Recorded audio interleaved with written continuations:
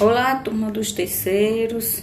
Eu e a professora Daniela estamos retomando os nossos trabalhos, né, de biologia. Espero que vocês todos estejam bem.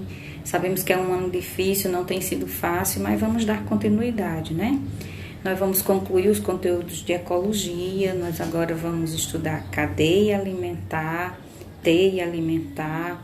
Depois a gente vai ver as relações entre os seres e os problemas ambientais. Então, vamos lá, retomando os nossos estudos. Coragem! Então, bora lá. Na cadeia alimentar, os organismos estabelecem relações de alimentação em um ecossistema. A cadeia ela é composta por produtores, que são as plantas, né? Vou botar os exemplos. Os consumidores e os decompositores. Então, no meio ambiente, os seres vivos eles interagem entre si, transferindo energia por meio da nutrição. Essa sequência de seres vivos, em que um serve de alimento para outro, pode ser chamado de cadeia alimentar ou teia alimentar, certo? Então, teia, a diferença entre cadeia e teia vai ser a quantidade. Se você tiver várias cadeias interligadas, aí a gente vai chamar de teia alimentar, certo? Se tiver só uma sequência, começa no sol, produtor, que são as plantas, aí consumidores e decompositores. Aí a gente vai ter uma cadeia, né? Conforme vocês vão ver a ilustração abaixo, né? Então, cada etapa da cadeia alimentar, ela é chamada de nível trófico. Trófico significa alimentação, né? Então, trófico, que se alimenta, então a gente vai dizer que quem se alimenta de quem, certo? Então, em um ecossistema, o primeiro nível trófico é os produtores. Por quê? Porque com a ajuda do sol, eles vão produzir seu próprio alimento. Quem são esses? As plantas, né? Que produzem seu próprio alimento, são chamados autótrofos, né? Ou autótrofos. Pode ser chamado também fotossintetizantes. Mas também tem os quimiosintetizantes, que não usam o sol, mas usam substâncias químicas para fazer seu próprio alimento. Quem são essas? São as bactérias. Então, os produtores podem ser as plantas, que produzem com a ajuda do sol, e as bactérias, né? Com a ajuda das substâncias químicas presentes no solo. Então, tanto as bactérias como as plantas, elas produzem a própria matéria orgânica que elas precisam. E esses produtores são representados pela letra P. O segundo nível trófico são os consumidores primários. Vão ser representados pela C1, certo? Quem são os principais representantes? São os herbívoros, quem se alimenta de planta. Aí vocês têm inúmeros exemplos, né? Todos os que se alimentam de planta, coelho, capivara, todos os animais que se alimentam de planta, que são os herbívoros, né? E depois a gente vai ter os consumidores secundários, certo? E os consumidores terciários. Então, os consumidores primários vão se alimentar dos produtores, né? Os consumidores secundários, que vão ser representados por C2, vão se alimentar dos herbívoros, né? No caso, são os predadores, são os que vão se alimentar de carne.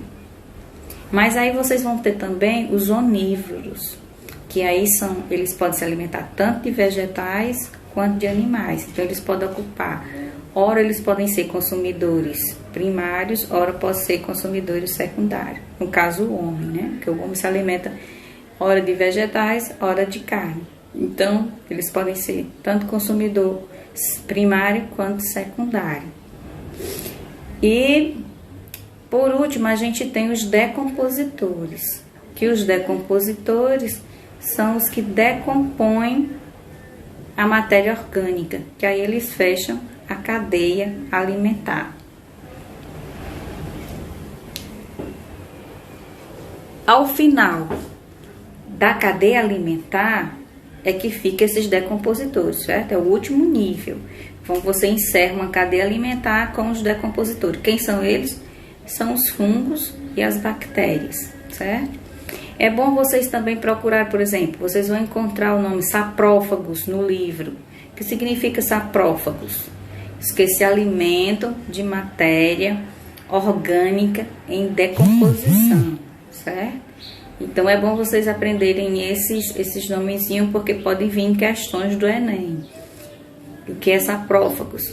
São os que se alimentam de matéria em decomposição. Que é a mesma coisa de dizer que são os decompositores, fungos e bactérias, certo? Eles reciclam a matéria orgânica, são importantes para a natureza. Sem ele, nós não teríamos a reciclagem da matéria orgânica, né? E vocês também podem encontrar um nomezinho aí no livro chamado detritívoros. São os que se alimentam de restos de plantas, restos de folhas, restos de animais. Então, qual é a importância da cadeia alimentar? Qualquer desequilíbrio que você tiver em um desses, do consumidor primário, secundário, terciário, você vai ter um problema ambiental muito grande, certo? Porque se você retirar um consumidor primário, então ele já vai faltar alimento para o consumidor secundário, aí vai aumentar a reprodução do consumidor secundário, aí já vai ter problema no consumidor terciário. Então essa cadeia alimentar, ela não, se qualquer desequilíbrio vai causar problema sério no meio ambiente, certo? E a gente, assim como nós temos as cadeias alimentares terrestres, a gente também tem as aquáticas. Só que as aquáticas a gente vai começar dos fitoplânctons, são as plantas bem microáguas, pequenininhas. Depois os zooplânctons, zoo vem de animais. Então, pequenos animais vão se alimentar dessas pequenas plantas, né, que já vão ser os consumidores primários. Depois a gente vai ter os consumidores secundários, que são peixes pequenos, e depois peixes grandes, né, que vão se alimentar dos peixes pequenos. Então, assim como a gente tem as cadeias terrestres, a gente também tem as cadeias aquáticas. Então, agora, para concluir esse assunto de cadeia e teia, vocês abram o livro de biologia na página 184, onde vai ter lá as relações entre os seres vivos e a cadeia alimentar, até a página 191, façam a leitura. E depois, na página 195, vocês tentem responder as questões de 1 a 5.